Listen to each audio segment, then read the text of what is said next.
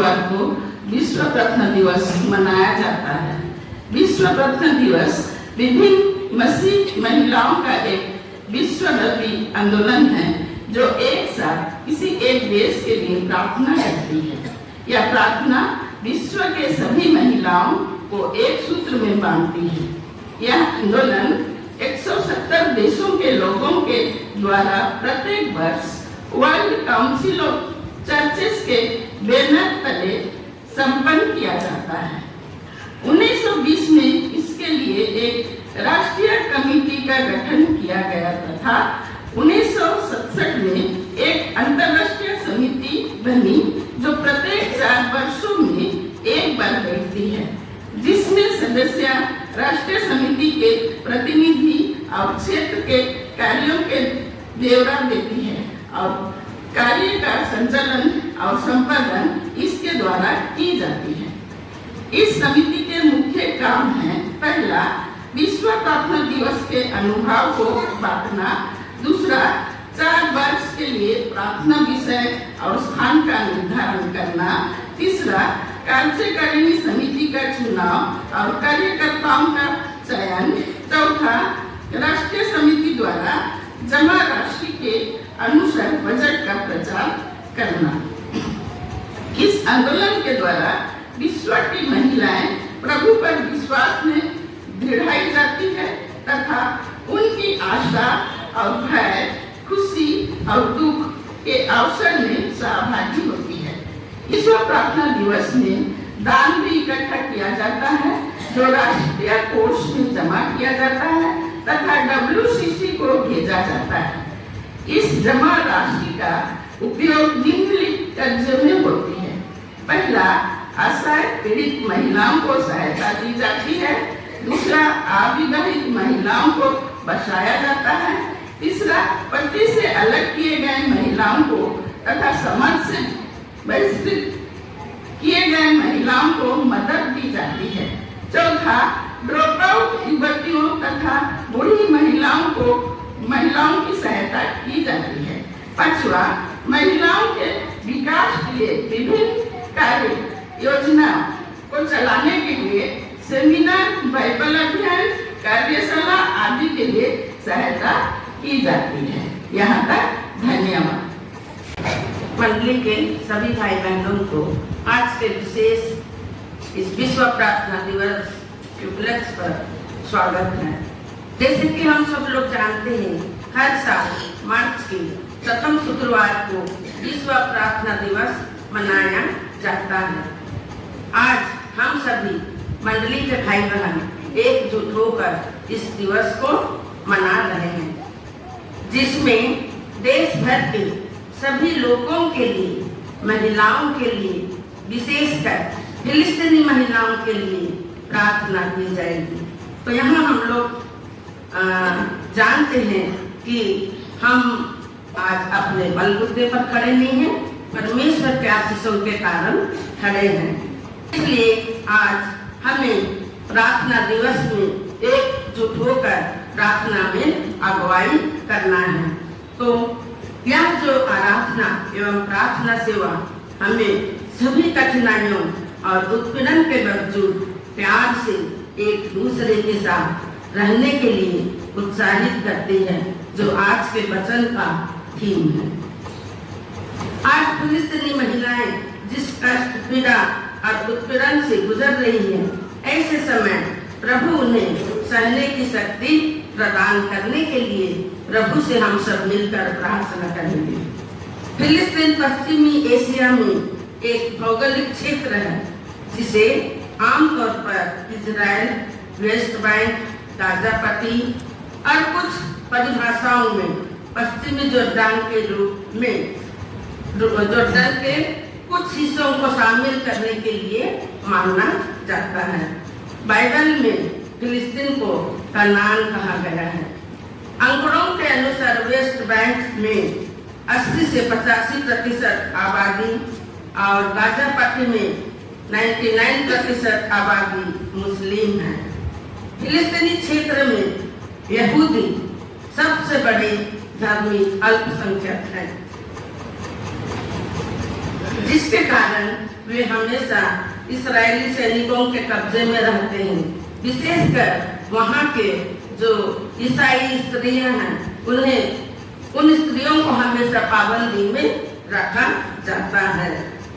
फिलिस्तीन वह भूमि है जहाँ ईसाई धर्म का जन्म हुआ है। तो आइए अभी हम चलते हैं फिलिस्तीन के प्रतीकों की ओर। सबसे पहला जो प्रतीक है वह है जैतून की शाखाएं या पत्ती। जैतून की शाखाएं या पत्ती, जैतून का फल, जैतून का तेल, जैतून की पेड़ स्वस्थ और प्रचुर जीवन का प्रतीक है, क्योंकि वह हजारों वर्ष तक जीवित रह सकते हैं।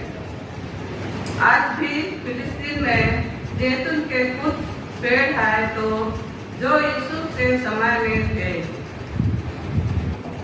नींबू, संतरे या अन्य खट्टे फल फिलिस्तीन में प्रचुर मात्रा में उगते थे और पूरी दुनिया में निर्यात किए जाते थे। ये है कैक्टस का पौधा। फिलिस्तीन में कैक्टस एक गांव से दूसरे गांव के बीच प्राकृतिक सीमाएं बन गई है।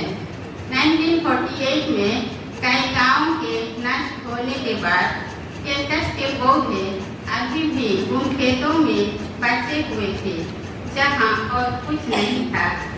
कैक्टस का पौधा कठिनतम परिस्थितियों के बीच भी लचीलेपन और जीवित रहने का प्रतीक है।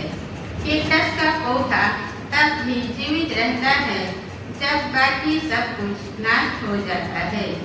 कैक्टस पौधे के फूल और फल पीड़ा और दर्द के बीच सुंदरता और जीविका के प्रतीक है। चमेली का फूल, ये है खसखस का फूल। चमेली और खसखस के फूल प्रचुर मात्रा में मिलती है।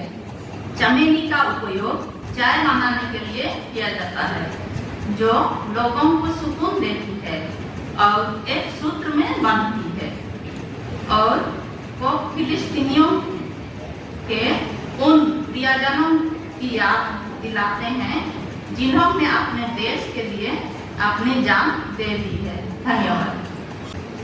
ये टोकरियां हैं। टोकरियों का उपयोग फूलों, खट्टे फलों, कैक्टस के पौधे या पत्तियों को रखने के लिए किया जाता है।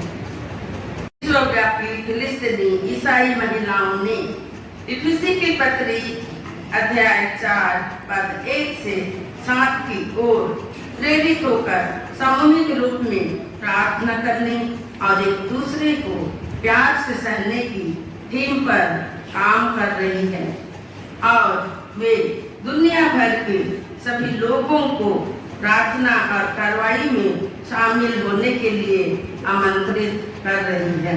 आइए हम इन लोगों के उन गुणों को याद रखें जो विनम्रता, नम्रता, धैर्य और प्रेम है।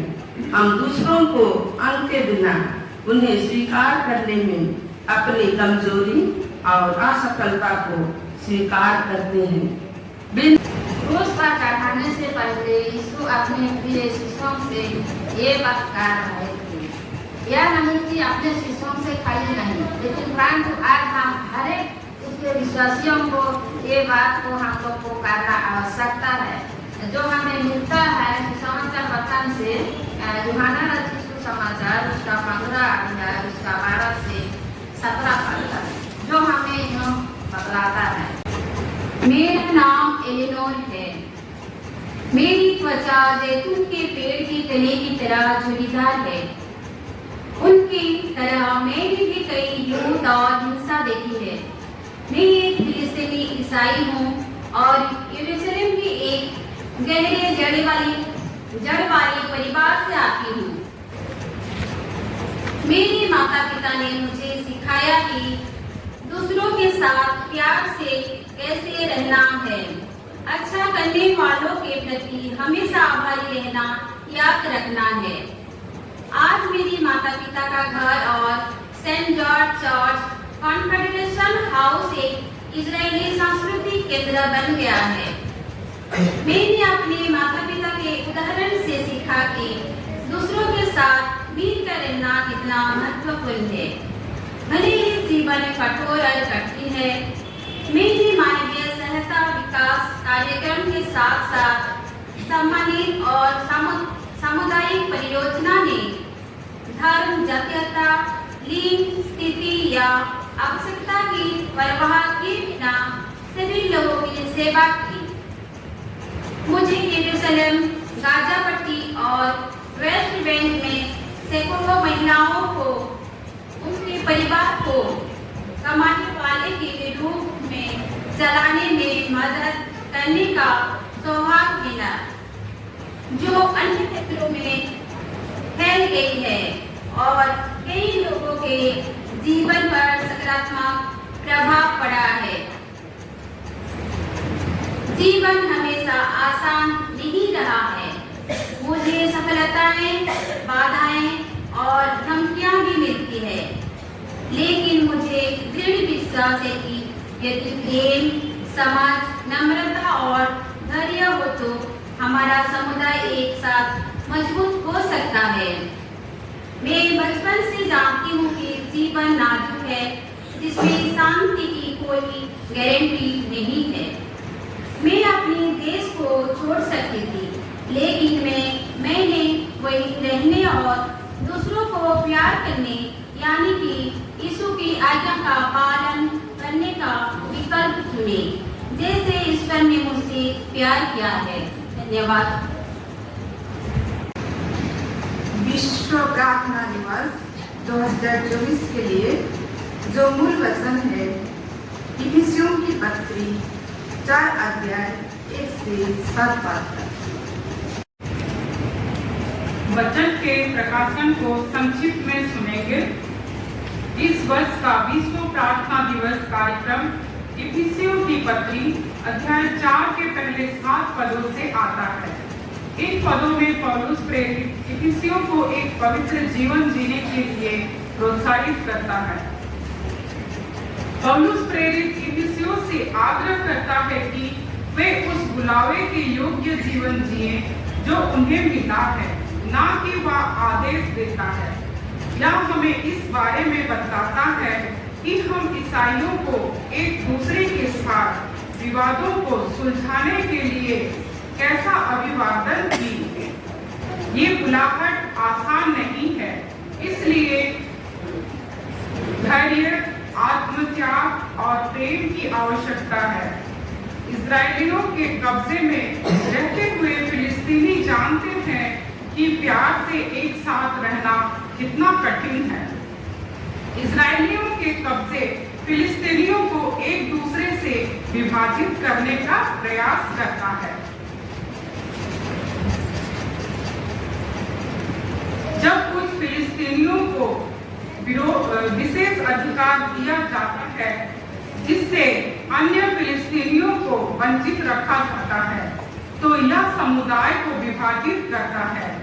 जब कुछ फिलिस्तीनियों को दूसरों की तुलना में आंदोलन की अधिक स्वतंत्रता है, तो यह समुदाय को विभाजित करता है। जब कुछ फिलिस्तीनी आस्था नेताओं के साथ दूसरों से बेहतर व्यवहार किया जाता है, तो यह समुदाय को विभाजित करता है। जब यरूशलेम में अरबी बोलने के कारण युवाओं को पीटा जाता है, तो क्या हमें अपने उत्पीड़क को प्यार से सहन करना चाहिए? जब लोगों को परिवार से मिलने या काम पर जाने के लिए सैन्य चौकियों से गुजरने की अनुमति नहीं है, तो क्या हमें उत्पीड़क को प्यार से सहन करना चाहिए? इन सब अन्याय के सामने पौलुस के प्रेम से एक दूसरे को सहन शब्द को सुनना कठिन है। महिलाएं जीवन धारण करती है, इंसानों को दुनिया में लाती है और भी बहुत कुछ सहन करती है।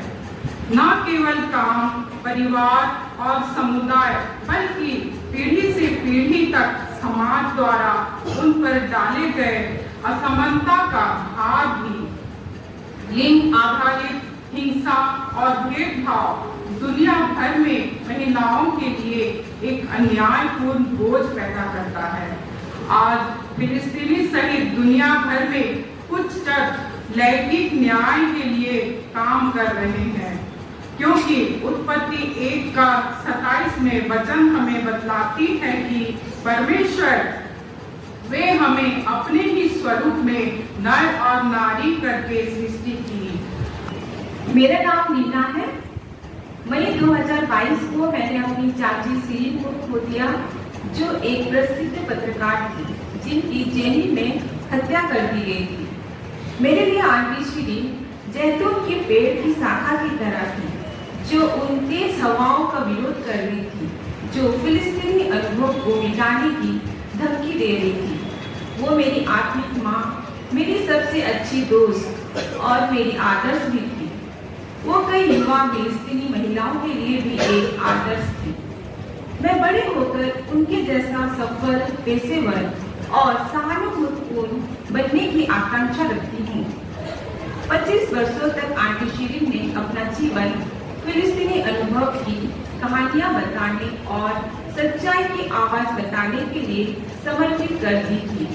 वो टीवी स्क्रीन के जरिए फिलिस्तीन और अरब जगत के हर घर में दाखिल हो गई थी। उनके अंतिम संस्कार में हमने जो एकजुटता दिखाई, वो मेरी और फिलिस्तीन की सामूहिक स्मृति में हमेशा बनी रहेगी। हम हमेशा उन मजबूत और साहसी फिलिस्तीनियों के आभारी हैं, जिन्होंने इजरायली सेना की धमकियों का विरोध किया और सीरीन आंटी के ताबूत को अपने कंधों पर उठाया। बहुत से लोग नहीं जानते थे कि मेरी चाची फिलिस्तीनी ईसाई थी। आस्था परंपराओं में मतभेदों के बावजूद सीरीन के विश्वास ने उन्हें सभी के साथ प्रेम पूर्वक व्यवहार करने के लिए प्रेरित किया। जिन्हें नुकसान पहुंचाया जा रहा था, उन सबों के साथ खड़ी थी। उन्होंने यरूशलेम में पवित्र स्थलों तक मुसलमानों और ईसाइयों दोनों की पहुंच सुनिश्चित करने के लिए संघर्ष किया। उनका सच बोलना प्रेम और प्रतिरोध का एक रूप है, क्योंकि ये उत्पीड़क को उसकी मानवता में वापस बुलाता है। सीरीन जैतून के पेड़ की एक शाखा बहुत जल्द ही काट दी गई, लेकिन उनकी विरासत जीवित है। उनकी स्मृति पृथ्वी का पोषण करती है, जिससे सच बोलना जारी रखने और न्याय की मांग करने की ताकत मिलती है। धन्यवाद। आइए प्रार्थना करें। हे प्रेमी परमेश्वर, हम आपको कैसे धन्यवाद दे सकते हैं। हम जानते हैं कि हमारा सारा आशीर्वाद आपसे आता है। हमें अपने से दूर मत रखें। मसीह के उपहार या अनुग्रह के माप के अनुसार उन्हें हम सबों को आशीर्वाद देता है। तेरे अनुग्रह के वरदान से हम हमारे हृदयों को आनंद से भरते। आमीन आमीन। सब मानी रहे। हे प्रभु हमारी प्रार्थना सुनो। हे प्रभु हमारी प्रार्थना सुनो। आमीन। मैं शारा हूँ। कभी कभी मैं जैतून के पेड़ों के पत्ते की तरह महसूस करती हूँ, जो जड़ों से जुड़ा हुआ है, भीतर से खिल रहा है। मेरा जन्म और पालन पोषण यरूशलेम में एक लुथेरन ईसाई के रूप में हुआ। एक फिलिस्तीनी महिला के रूप में जीवन निश्चित रूप से चुनौतीपूर्ण रहा है और अभी भी है। मुझे खुशी है कि पहली महिला पादरी को नियुक्त करके मेरे चर्च के माध्यम से समाज में परिस्थितियां बदल रही हैं। मेरे दादा दादी जब्हा में रहते थे। वे 1948 से पहले वहाँ पले बढ़े। अपने अल्प ईसाइयों, मुसलमानों और यहूदियों के साथ रहते हुए 1948 में जब इजराइल राज्य का निर्माण हुआ तो नकबा नामक तबाही मचा, जिसमें इजरायली सेनाएं फिलिस्तीनियों को और मेरे दादा दादी को भी बलपूर्वक बाहर निकाल दिया। इसके कारण मेरे दादा दादी जॉर्डन में शरणार्थी बन गए। कई वर्षों के बाद मेरे दादा दादी यरूशलेम की यात्रा पर आए और मेरे माता पिता और भाई भी जफा में आए। वे हमें वह घर दिखाने के लिए उत्साहित थे जिसमें वे रहते थे और कैसे वह अपने पिता के साथ वहाँ पेड़ लगाया करते थे। पेड़ों को छोड़कर सब कुछ बदल गया था, जिससे हमें जगह पहचानने में मदद मिली। दुख की बात है कि अभी उस घर में रहने वाले तो हमारे प्रति शत्रुतापूर्ण थे। वे हमें चिल्लाते थे और हमें घर से निकाल देते थे। मेरे दादाजी मुझे समझाने की कोशिश कर रहे थे और बता रहे थे कि यह घर उनका हुआ करता था, वे इसे बस बाहर से ही देखना चाहते हैं, अंदर नहीं जाएंगे। लेकिन उन्होंने सुनने से इनकार कर दिया और हमें भगा दिया। मेरे दादाजी के लिए यह एहसास बहुत ही दर्दनाक रहा, क्योंकि उन्हें दो बार अपने ही घर से बाहर निकाला गया। बाद में जब मैं जॉर्डन में अपने दादा दादी से मिलने गई तो वे मुझे चाबियां दिखाई जो उनके माँ ने घर छोड़ने के समय इस उम्मीद से रखी कि एक दिन वे अपने घर लौट सकेंगी। दुख की बात है कि कई लोगों का यही हाल है। 1948 और 1967 के दो नकबों के बाद आज भी लोगों को उनके घरों से निकाला जा रहा है। कई लोगों ने वापसी की आशा के साथ अपनी चाबियां रखी है, एक ऐसी आशा जो कई पीढ़ियों तक चलती रहती है। मैं जानती हूँ कि जिस पेड़ों से मैं आई हूँ वह मजबूत और लचीला है। मैं अपने पूर्वजों के प्यार से पोषित हूँ। मैं दूसरों को प्यार से सहन कर सकती हूँ क्योंकि उन्होंने ऐसा किया। उनका प्यार ही है जिसने मुझे जैतून के पेड़ों पर पत्ते की तरह खिला दिया। उनका प्यार ही ने मुझे मजबूत और लचीला बनने में मदद की है। धन्यवाद।